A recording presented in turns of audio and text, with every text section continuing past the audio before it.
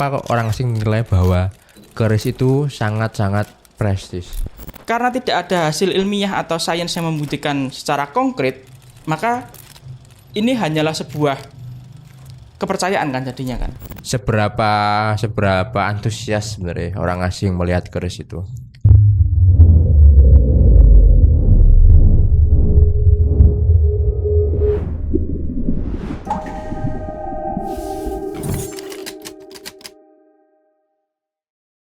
Salam sejahtera teman-teman dan salam budaya.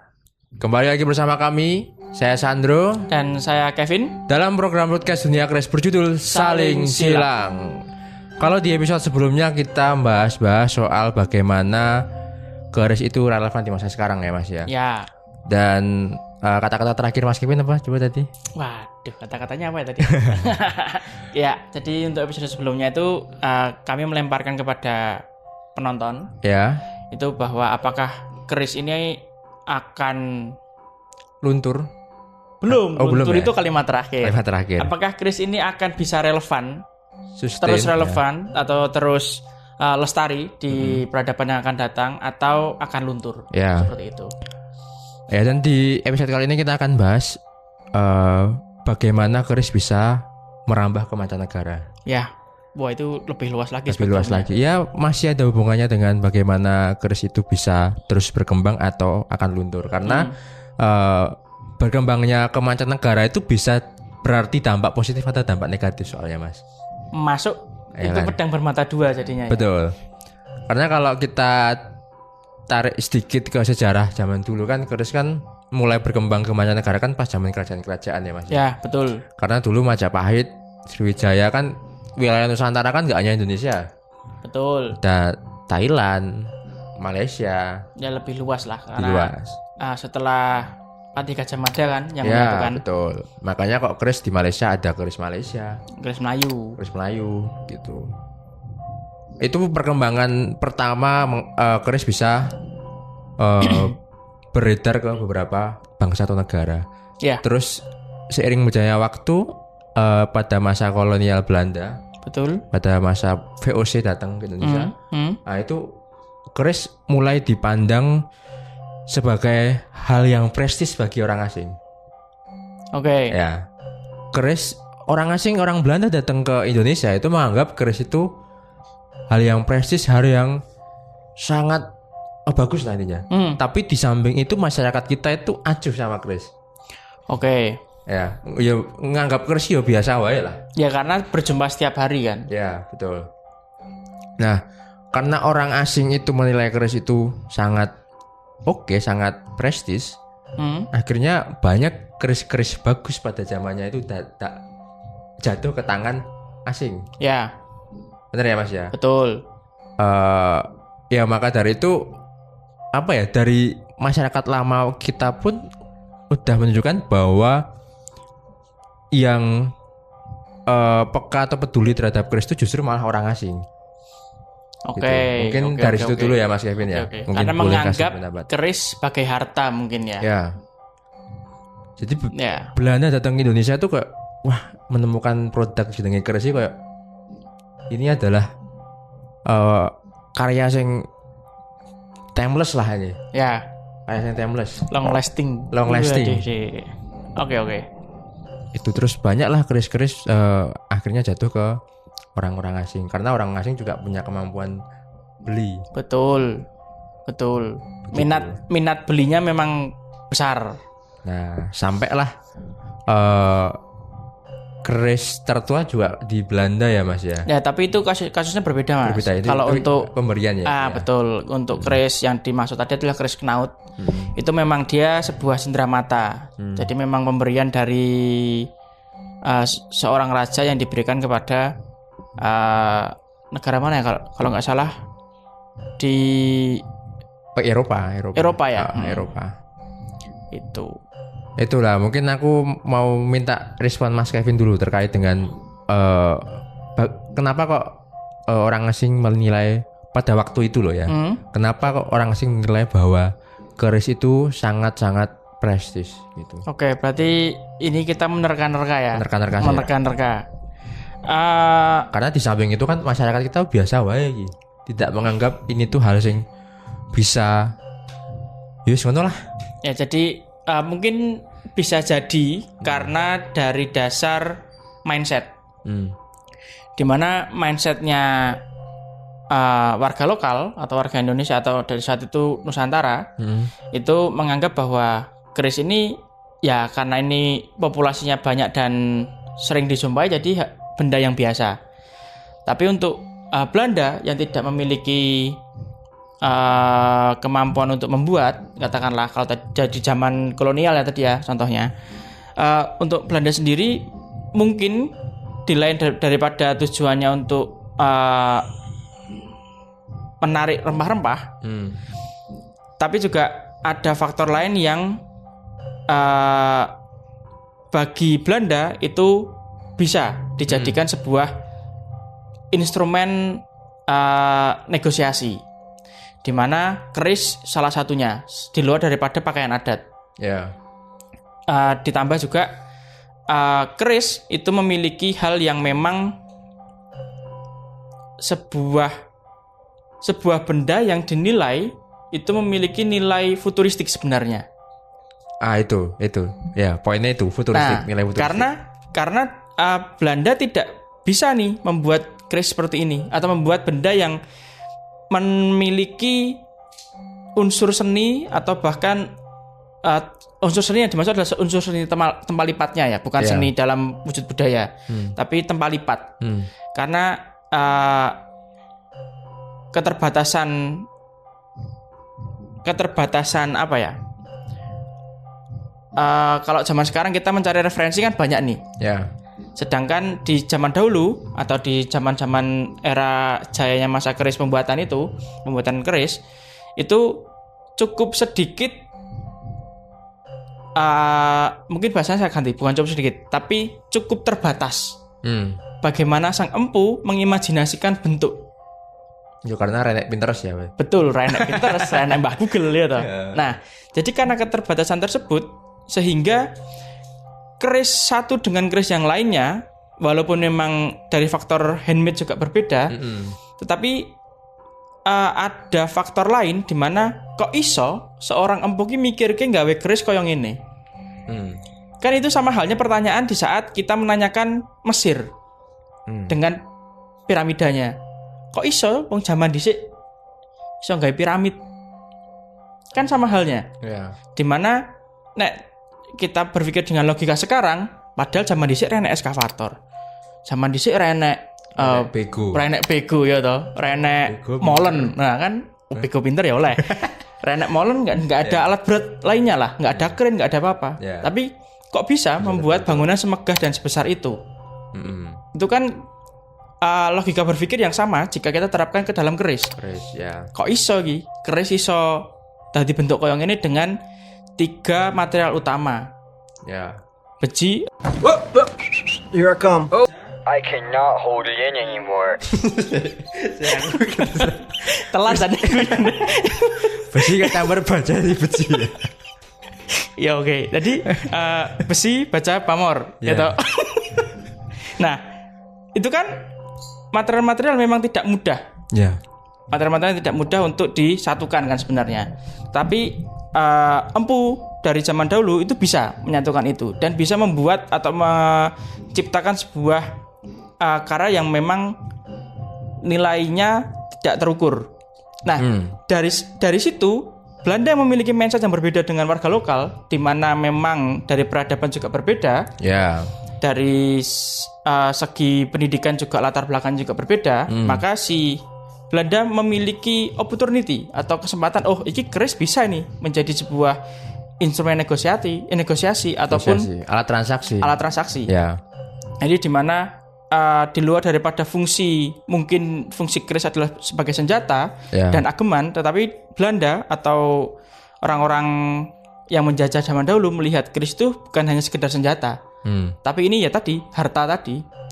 Karena di luar daripada jarangnya orang Belanda itu melihat keris. Mungkin karena Belanda atau penjajah datang ke Indonesia tuh jadi ada pengalian fungsi keris jadi ini ya, jadi arah ke ekonomi sebenarnya keris itu. Masuk akal itu. Ya karena kan sebelumnya emang fungsional keris kan ageman atau turun temurun kan, pusaka turun temurun gitu. Betul. Terus Belanda datang, banyak orang asing yang terus menyimpan keris sebagai alat transaksi ataupun aset ekonomi. Gitu. Terus singkat cerita kan keris berkembang ya Mas ya. Ya. Keris berkembang, semakin banyak juga pengrajin keris mungkin. Kemudian di tahun 2005 ya, akhirnya keris ditetapkan oleh UNESCO sebagai warisan budaya. Betul. Tak benda. Tangible dan intangible. Tangible dan intangible. Benda dan tak benda. Ini ada tulisannya nih. Oke. Mas Bintang. Nah itu untuk mencapai diakui UNESCO dengan segala kompleksitas sejarah seni dan budayanya itu sejauh yang Mas Kevin tahu tuh bagaimana Mas? Ini saya harus menanggapi dari segi apa? Dari segi bagaimana kok keris bisa jadi warisan budaya yang diakui UNESCO lah, diakui dunia. Oke, kalau kita melihat dari sudut pandang itu maka mungkin kembali lagi kentalnya unsur budaya yang menempel kepada identitas si keris. Kita ambil contoh, jika kan ada fenomena di mana kebenaran jika dikatakan oleh satu orang dan 10 orang lainnya mengatakan itu sebuah kesalahan, maka kebenaran tadi belum tentu benar. Ya. Maka sebaliknya juga berlaku sebaliknya, di mana sebuah kesalahan jika dikatakan oleh 10 orang itu sebuah kebenaran, walaupun nyatanya itu sebuah kesalahan, maka akan dipercaya sebagai kebenaran.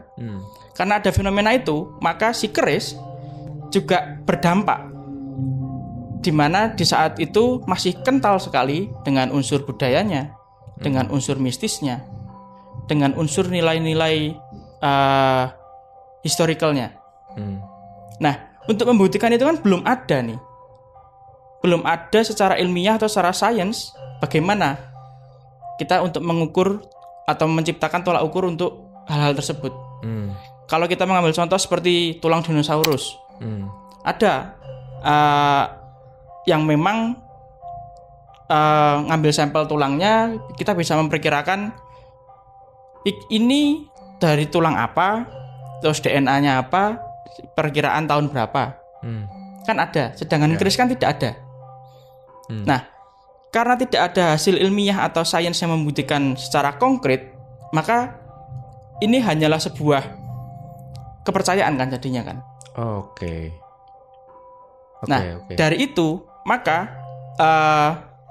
wajar saja jika dianggap sebagai sebuah nilai tak benda, intangible. Ya. Karena tidak bisa dinyatakan atau tidak bisa dibuktikan secara konkret, secara fakta. Tetapi juga tidak bisa dibantah semata-mata. Karena buktinya ya, banyak yang percaya. Betul. Jadi jika diklaimnya sebagai tangible, bendanya oke ya, karena wujudnya ada.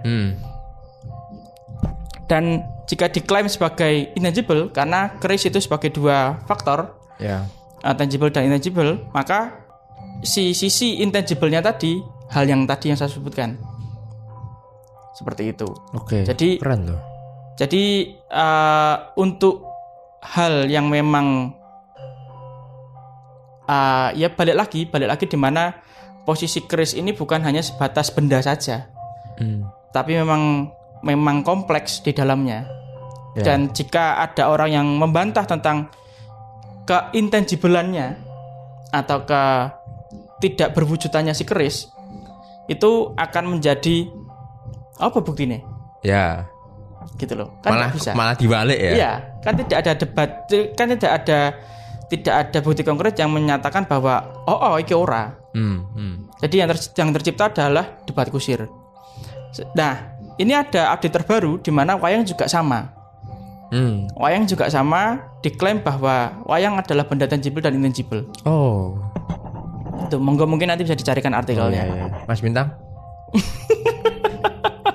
Pak Men editor sedikit dawu Pak Men.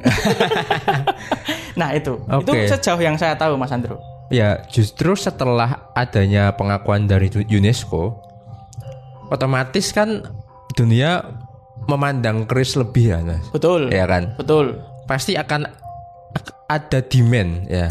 Ada permintaan di mana orang-orang asing berbondong-bondong untuk melihat keris. Betul. Ya. Mungkin Mas Kevin bisa sharing aja ya yang jenengan tahu ya. Seberapa antusias sebenarnya orang asing melihat keris itu? Sejauh yang saya tahu, orang luar atau bisa dibilang mancanegara itu lebih terpukau atau lebih kagum terhadap seni tempat lipatnya. Seni tempat lipatnya. Betul. Sangat jarang sekali Bukan orang luar. Ya? Bukan. Sangat jarang sekali orang luar mencari keris atas dasar mistis. Pertama, mungkin karena kultur budaya di sana tidak seperti itu. Yeah. Terus yang kedua, sangat jarang sekali orang yang mencari keris untuk orang luar ya, mencari keris itu berdasarkan dapurnya, pamornya, tangguhnya. Itu sangat jarang sekali. Yang dikagumi atau yang diakui adalah seni tempat lipatnya. Di mana kesulitan dari material bisa menciptakan sebuah hasil karya yang sangat elok. Jadi yang dilihat adalah itunya. Yang dibandingkan, yang menjadi pembanding adalah katana, pisau, pedang, damaskus. Pembandingnya ke sana. Ada bahkan di salah satu channel YouTube yang pernah saya tonton, itu cukup lama sudahan. Keris yang benar-benar keris, itu keris sepuh, itu diuji ketahanannya. Ditekuk, dilipat segala macam, dipanasi ulang. Nah, ketahanan ini itu lebih kuat daripada pedang Damaskus. Itu terbukti. Di channel tersebut memang mungkin karena ketidaktahuannya atau karena keterbatasan informasi yang dia terima. Jadi keris tadi memang ya udah tidak ada sing diisik-isik, sing diopeni rene. Jadi kerisnya itu memang bener-bener uji militer tenan. Keris lah ya. Pengkoh lah ya. Jadi kerisnya itu memang diuji sungguh di antara senjata tempat lipat yang lainnya. Keris masuk ke dalam situ. Oke. Gitu. Karena negara kita juga beberapa influencer, pejabat juga beberapa kali mengenalkan keris ke luar negeri juga ya. Betul. Kan? Yang saya tahu kan Prabowo sempat kasih keris ke Pak Putin ya. Ya betul. Nah, ini ada videonya. Terus, ini. Pak Sandiaga Uno juga sama kepada Mark Marquez saat dari Mandalika. Ya betul. Diberikan souvenir keris Bali. Ya itu. Dan itu kan wujud daripada pengenalan sejarah budaya yang ada di Indonesia sebagai bentuk souvenir atau cenderamata kan. Dan nggak kaleng-kaleng ya kerisnya. Nggak kaleng-kaleng. Oke, dan di Madura juga kan saya tahu juga ada desa wisata keris ya Mas ya. Ya namanya desa Aik Tongtong. Itu udah lama ya Mas. Udah lama sekali, itu memang produksi massal itu. Produksinya untuk khusus keris Madura atau juga Amardikan sebutannya. Kalau kami menyebutnya tapi bahasanya agak kasar. Maksudnya agak kasar tuh koden. Apa kuwi? Kodennya artinya kodian. Karena pembuatannya bukan satu-satu. Memang buatannya massal banyak banget. Jadi seperti jenengan datang ke pabrik tekstil, pabrik kain yang dia baru produksi baju, ya udah banyak toh. Nah keris ya sama. Jadi bagian wilayah ini bikin bilahnya, bagian wilayah ini bikin looknya, wilayah ini bagian gonjonya trok. Kejar target ya? Ya. Jadi wilayah selanjutnya nanti baru finishing gitu. Jadi memang seperti itu. Makanya disebutnya dengan bahasanya agak kasar tadi, kodian. Tapi ada nggak sih selain di Sumenep itu desa-desa keris gitu? Kurang tahu. Kurang tahu ya. Jawa juga kurang tahu ya Mas ya. Ya kalau lebih ke tempat tinggal empu ya mungkin. Ya betul, pesalen. Jadi memang di mana empu tertentu yang memang sudah memiliki skill khusus, skill yang cukup, dia memang memiliki tempat khusus pembuatan keris yang disebut dengan pesalen. Seperti itu.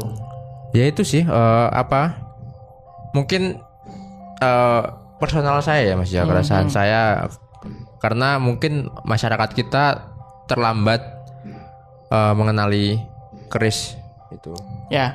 Dan ya sekarang seharusnya generasi kita ya Mas ya, generasi kita atau di bawah kita itu harusnya lebih logis dalam menilai dan seharusnya bisa menilai keris sebagai suatu hal yang prestis. Betul. Ya intinya bisa menghargai lah. Ya. Bisa menghargai, memahami dan juga ora semena-mena dengan keris. Intinya ya balik lagi sebenarnya kita mau sekuat apapun, sekencang apapun kita memisahkan keris dari unsur budaya juga tidak bisa. Tak bisa. Ya. Jadi jika dari beberapa video terakhir kita menyebutkan bahwa kita kesampingkan perkara budaya karena kita mau mencoba. Kita mau mencoba menelaah bagaimana keris ini jika tidak ada unsur budayanya nih. Apakah ada unsur lain atau ada nilai lain yang bisa diunggulkan? Ternyata kan ada. Ya. Tentunya yang tidak lain tidak bukan adalah seni tempat lipatnya. Kan seperti itu. Jadi tidak hanya keris tidak hanya sebatas budaya saja. Tapi keris lebih kompleks daripada budaya itu sendiri.